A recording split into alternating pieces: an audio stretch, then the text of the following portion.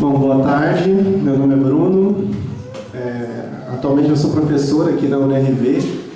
Fui no último encontro, que era um livro de poesia, acabei conhecendo a Heloísa, o Bruno e o pessoal do Pensando Alto, e surgiu o convite para apresentar um livro, na verdade, né? Então, a apresentação do livro eu acho que é um pouco diferente da função de professor, né?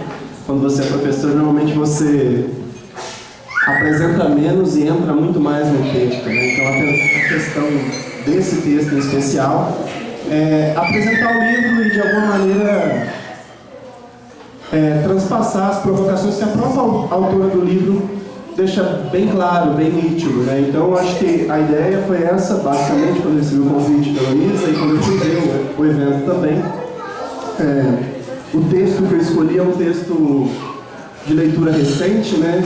É um texto desse ano, mas que eu já namoro com ele há um bom tempo. Então eu já queria ler ele há um bom tempo e li ele ano passado, na verdade, final do ano passado. Quarto de Despejo, da Carolina Maria de Jesus. Né? Então, por N motivos eu já queria ler esse livro, né? A minha formação é da área de humanas, eu sou da sociologia, da antropologia, e estudo relações raciais, e ela é uma autora negra, mulher dos anos 50, está entre as primeiras, um texto que foi traduzido em 13, 14 línguas, que foi muito vendido, né? Figurou entre os mais vendidos do seu tempo. É um texto que foi publicado nos anos 60 e teve várias tiragens após.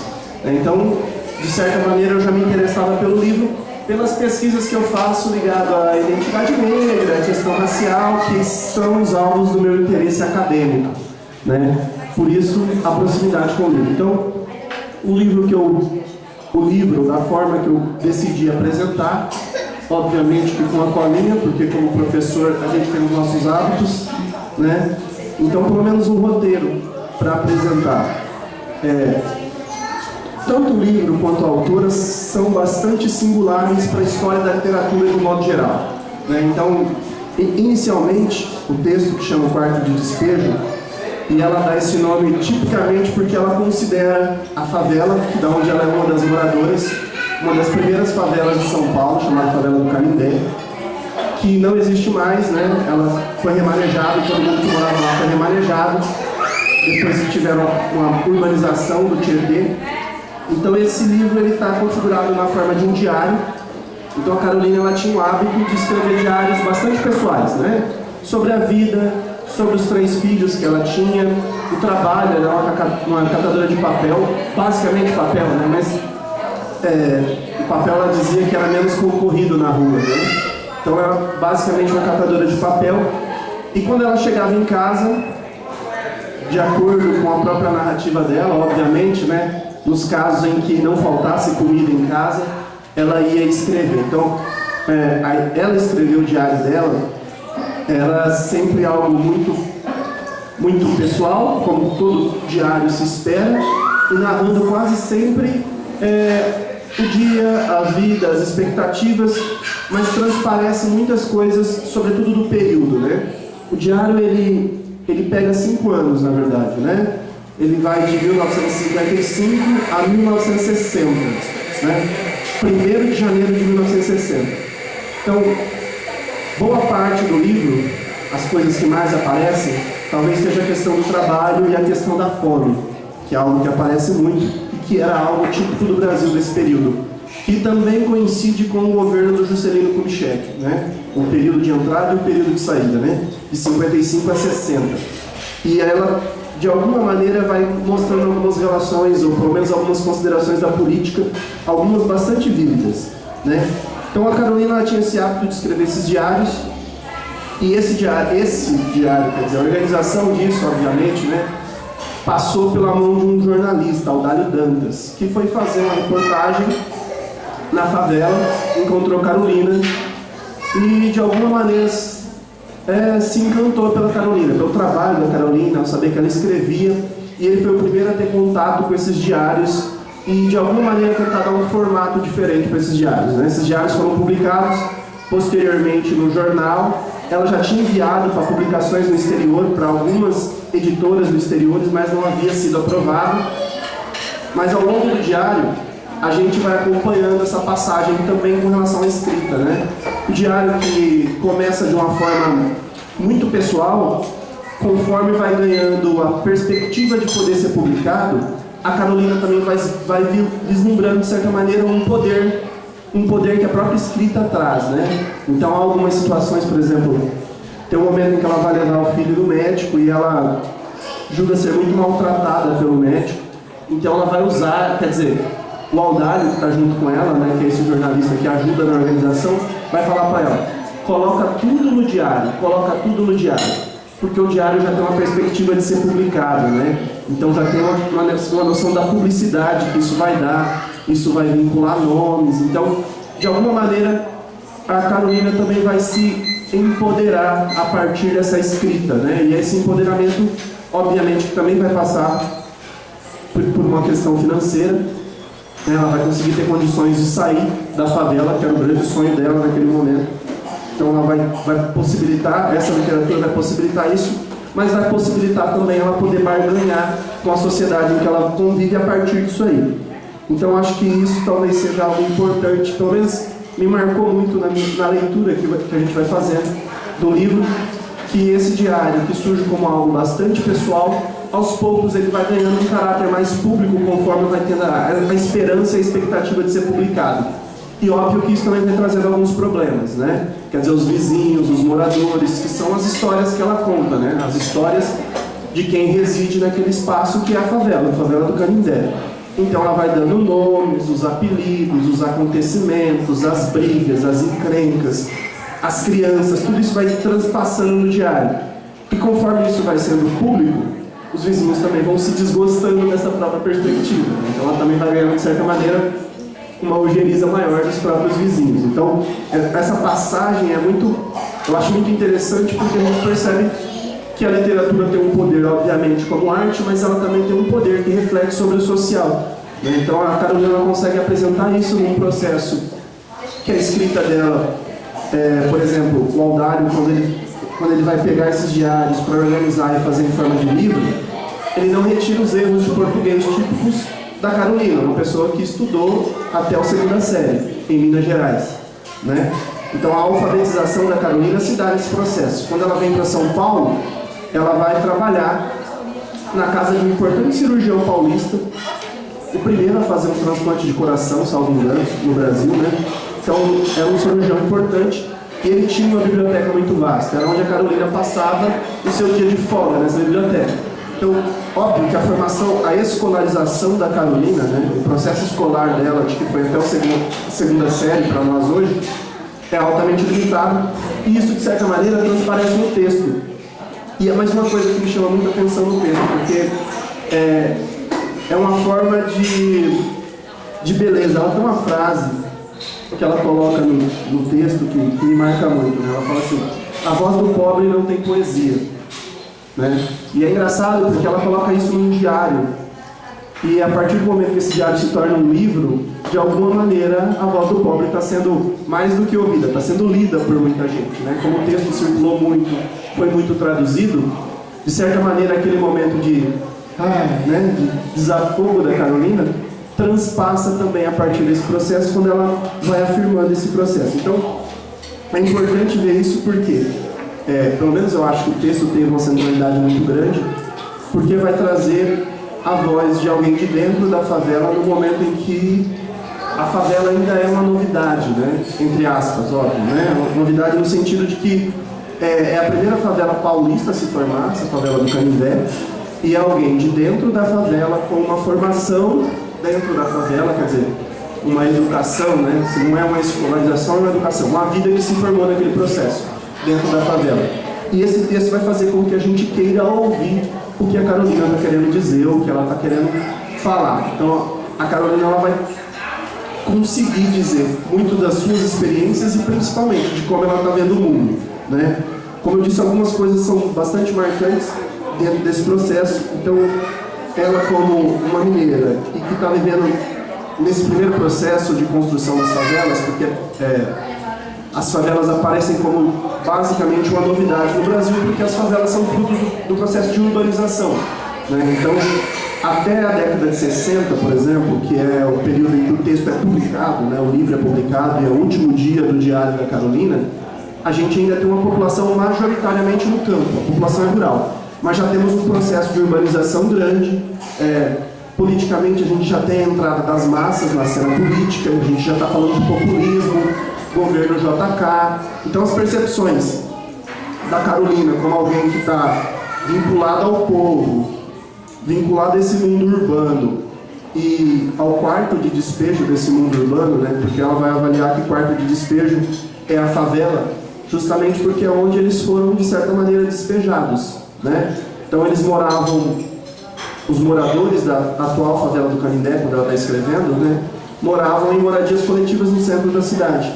Então eles são retirados de lá e jogados nesse espaço e vão construir as suas casas com papelão, madeira, o que tiver, vão levantar os seus barracos e a partir daí vai começar a urbanizar esse processo da favela, vai começar a criar essas favelas. Então por isso que ela vai chamar quarto de despejo, porque aquela favela se formou basicamente de um processo de despejo, né? Então ela fala mais de uma vez que a favela seria justamente o quarto de despejo da sociedade. Por isso o título do livro e Diário de uma Favelada, porque reflete os diários que ela construiu. O diário, por ser algo muito pessoal e falar muito do cotidiano, obviamente torna as coisas mais repetitivas, né? O Audálio, que é o jornalista que encontrou e primeiro organizou esses diários, ele vai suprimir algumas coisas, né, para ficar um pouco menos repetitivo. Mas de todo modo, apesar dos esforços do Audálio, se é que foi um esforço mesmo, algumas temáticas aparecem bastante, né? Que eu acho que é a questão do trabalho e a questão da fome, né? E eu acho que também poderia ser diferente. Eu acho que qualquer ideia de vida hoje é muito marcada pela rotina, pelo cotidiano. Então o diário, como narra esse cotidiano, essa vida, essa experiência diária, o processo é quase sempre muito repetitivo. E o que se repetia muito na vida da própria Carolina era o trabalho, ou seja, levantar cedo de madrugada para ir catar papel, vender esse papel, trazer o de comer para dentro de casa. Então, o processo entre trabalho e fome talvez seja o que mais aparece do começo ao fim do livro, né? Eu até marquei duas partes, que é o primeiro e o último dia que narra o diário. Por ser um diário, então eu já vou avisando que não tem spoiler, né? É a vida acontecendo, é o cotidiano acontecendo, né? E ela escreve muito depois, ela tem obras póstumas, então pode ficar tranquilo que eu vou ler o primeiro e o último dia, mas não tem nenhum alerta de spoiler nesse sentido, podem ler o livro, né? Então, o primeiro dia do livro é dia 15 de julho de 55, começa assim: aniversário de minha filha Vera Eunice. Eu pretendia comprar um par de sapatos para ela, mas o custo dos gêneros alimentícios nos impede da realização dos nossos desejos. Atualmente somos escravos do custo de vida. E aí ela vai terminar falando que achou um par de sapato no lixo, lavou, rebendou e deu para ela calçar, né? Esse é o primeiro dia narrado, o primeiro dia de 55, né? O primeiro dia do diário que ela vai narrar. O último dia é muito curto e é a virada do ano, né? É a virada do ano para 1960. Então, o último dia é 1º de janeiro de 1960, né? E ele é bem sintético. Levantei às 5 horas e fui carregar água. Acabou. Antes disso, no dia 31 de dezembro, ela fez uma oração pedindo para abençoar o Brasil. Porque boa parte do livro é altamente crítica, sobretudo com relação à política nesse momento, né? Então, ela vai falar bastante, ou não muito, mas vai falar um pouco do governo federal e parcialmente ela também vai comentar das disputas políticas eleitoreiras, o período eleitoral paulista e um pouco da ação dos políticos, né? E obviamente que o alvo principal é a fome, né? Como podem os políticos, em torno de tanto poder, ainda ligarem esse processo de fome. Então acho que tanto o trabalho quanto a fome é algo que transparece bastante no diário. E eu acho que se nós organizássemos um diário pessoal, também seria parcela do que apareceria para nós, né? Pelo menos o trabalho. Ou qualquer outra coisa que se repetiria muito, né? Porque é do cotidiano. Então acho que a poesia, ou pelo menos o que se espera de um espírito literário vindo desse processo, é justamente de você conseguir olhar para o cotidiano, né, e conseguir experienciar a partir desse cotidiano alheio, né, o que estava sendo significado. Aparentemente, o texto, por estar muito centrado numa história que eu acho que a gente pode caracterizar como uma história de sofrimento, né, traria uma certa angústia, talvez, para o leitor. Mas há um outro processo que eu acho que é bastante central na Carolina e que enriquece muito o texto. Ela tem uma consciência de si muito grande, né? Então, vai aparecer essa consciência de si. Por vezes, ela se reconhecendo como um espaço de mulher em alguns ambientes extremamente masculinos, sobretudo quando ela está catando papel, então transparece bastante as relações com quem ela tem que lidar na rua, e aí tem uma consciência de si muito grande dela, né? Ela é uma pessoa que aparentemente a escrita dela revela ela muito pudica, né? Ela não é uma pessoa que fala besteira, ela critica todas as pornografias que ela vê na favela, as brigas e todas as discussões, né? Então o texto dela é bem limpo nesse sentido, mas ela tem uma consciência de si muito grande e com os laços que ela vai construindo, né? Por vezes essa consciência de si vai revelar o fato da própria negritude dela, né? E ela vai revelar alguns estereótipos da negritude nesse período, quer dizer, do que significava ser negro e as relações que ela julgava ser afetada por ser negra, ou mesmo quando está chamando as outras de negra, né? Por exemplo, uma moradora que ela chama de, acho que Ana Negra, e ela vai falar que ela só chama de negra porque tem uma branca na favela, né? Então é como a própria sociabilidade vai usar para distinguir. Em outros processos vai revelar um pouco das desigualdades, da própria relação que ela estabelece. Então ela consegue revelar de certa maneira também esse momento em que essa consciência de si aponta para a negritude, sobretudo dela e também dos filhos, né?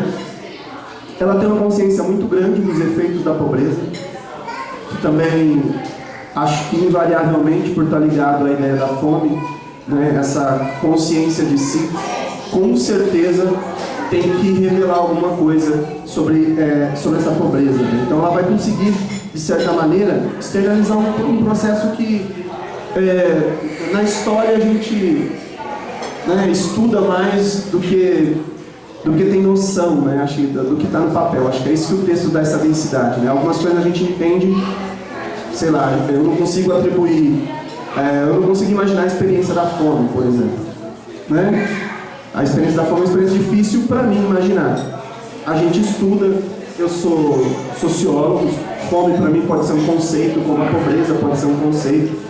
E aí quando a gente acaba lendo o livro, a gente acaba sendo afetado de certa maneira pelos sentimentos que ela deixa transparecer dos efeitos disso tudo. E a singularidade disso ser justamente no período do governo Kubitschek, que é o período de maior desenvolvimentismo nacional, pelo menos de 30 até 64, né, que é o período do golpe militar.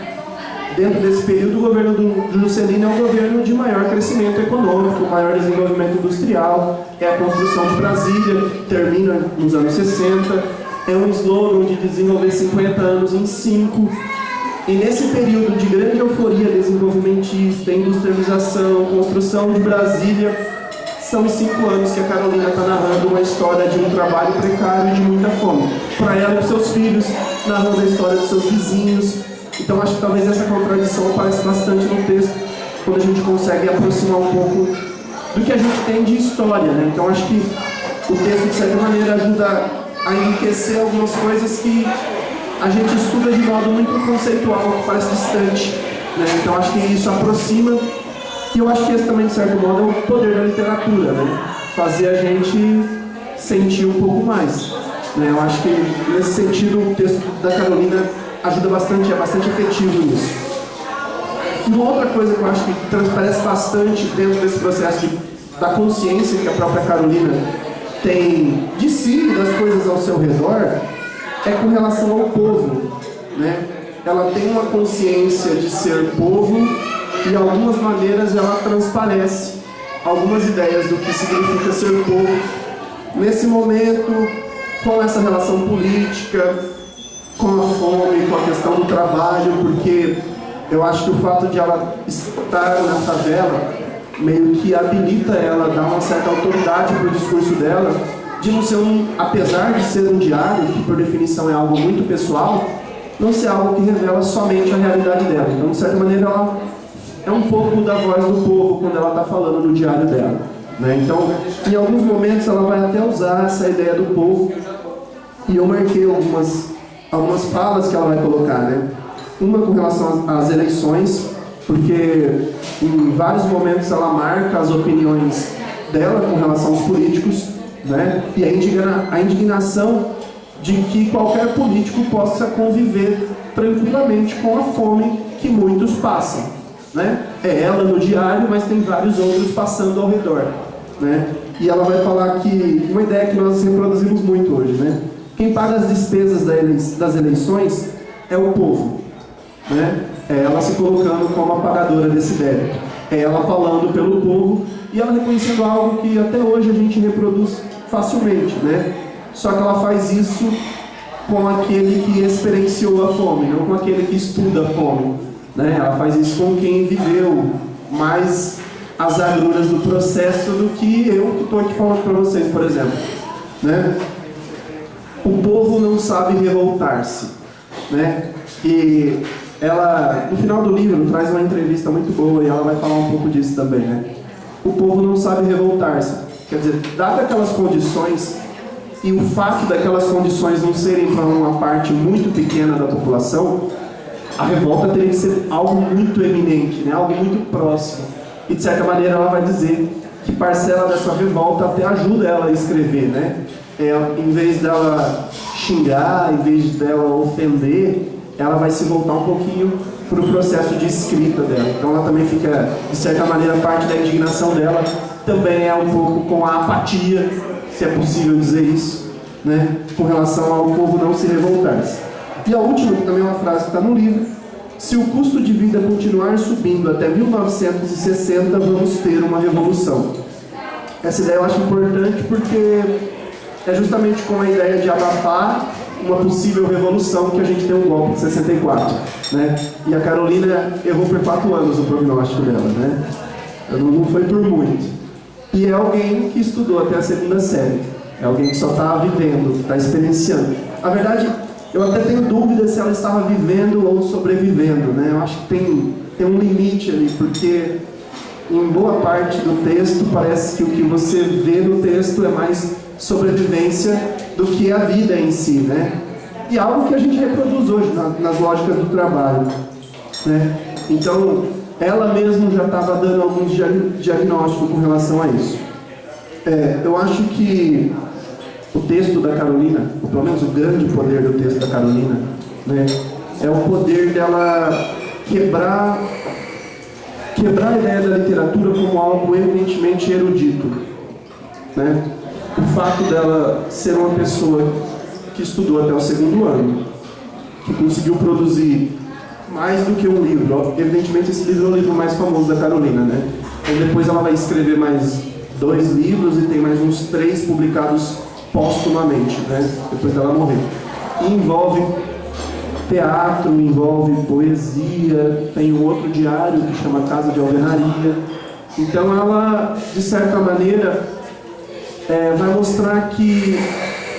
mostrar algo que a gente aprende muito com relação ao samba, por exemplo, né? Muitos dos sambas desse tempo cantam a ideia de um povo sofrido, mas feliz. E de certa maneira a gente vê o samba como sendo a arte da periferia, a arte da favela, a arte do morro, a arte dos pretos, a arte... É um jeito, é uma voz que a gente tem consciência de que de alguma maneira vem do povo, né? Essa ideia do samba já é uma ideia mais consagrada. Quando a Carolina consegue fazer isso com a literatura, ela também está fazendo o mesmo efeito que a gente tem com relação ao samba, né? Ela está conseguindo produzir arte, que eu acho que esse talvez seja a grande questão com relação à literatura, e a literatura é a forma mais barata de produzir arte, porque os cadernos ela encontrava no lixo, assim como os canetas e os lápis que ela usava para escrever. Eu acho que talvez seja a única forma de arte que ela poderia fazer nas condições que ela tinha, né? Ela não tinha tempo, ela não tinha recursos e ainda assim conseguiu se aproximar da ideia de arte. Eu acho que por muito menos a gente inventa as nossas desculpas para não se aproximar desse processo.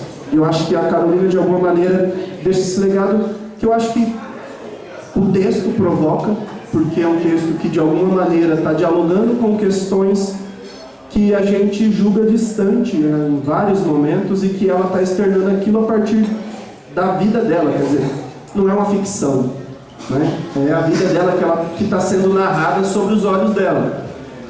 E são olhos que trazem a abstração da literatura, são olhos que nos ajudam a enxergar também a nós mesmos, né? Então acho que talvez esse seja o principal efeito da literatura. E quando ela consegue fazer isso, vindo de onde veio, com a trajetória que ela tem, ela consegue educar os filhos dela nesse processo, ela consegue tirar os filhos dela da favela através da literatura. E eu acho que tem um vídeo dela, tem um vídeo da filha dela, né? Essa filha que narra no primeiro dia, tem um vídeo da filha dela no YouTube que virou professora, que era o sonho da Carolina, ter uma filha professora, né? Ligada à escola, ligada às letras, ligada ao estudo. Então a filha da Carolina, que é essa Vera, né? Tem vários vídeos dela no YouTube, e aí ela vai reconhecer de certa maneira que foi sobretudo a literatura e a mãe, né, que vai conseguir possibilitar ela sair da favela. E ela vai falecer no interior de São Paulo, num lugar que lembra muito Minas Gerais, de acordo com a própria filha, né, que lembra muito o espaço, a saudade que ela tinha de Minas Gerais, de uma vida no interior, mas uma vida no interior que possibilitasse o estudo dos filhos, né? Então acho que talvez isso ela tentou casar, né? Então ela foi para o interior paulista e os filhos iam estudar de ônibus, né? Então acho que a grande vitória da Carolina talvez tenha sido essa. E o mais, talvez, trágico desse processo é que ela, talvez a questão financeira não foi o que moveu ela conseguiu conquistar o que conseguiu, mas os recursos que ela teve foi para conseguir comprar a casa dela e viver até 77, que é quando ela falece, né? Então eu acho que boa parte do dinheiro dela se perdeu. Ela teve os seus processos, né? Foi enganada também com relação à venda dos seus livros. Foram muito vendidos os livros dela, então as cifras seriam gigantescas, né? Então acho que talvez esse processo revela. Só para finalizar, no final tem uma entrevista com ela, algumas perguntas muito interessantes, né? E eu vou ler uma resposta dela para vocês. Ela narra aqui, a literatura como denúncia, né? Eu era revoltada, não acreditava em ninguém, odiava os políticos e os patrões, porque meu sonho era escrever e o pobre não pode ter ideal nobre. Eu sabia que ia ganhar inimigos, porque ninguém está habituado a esse tipo de literatura. Seja o que Deus quiser, escrevi a realidade. É a última pergunta que faz para ela e ela responde dessa maneira. Eu acho que ela teve consciência do mundo fora da favela. Eu acho que a entrevista é bem curtinha, mas revela para ela a proximidade, ou pelo menos a profundidade das relações humanas, né? Ela narra que na favela uma vez ela matou um porco e as pessoas todas vieram desesperadas por um pedaço de porco, né? Exigindo um pedaço de porco.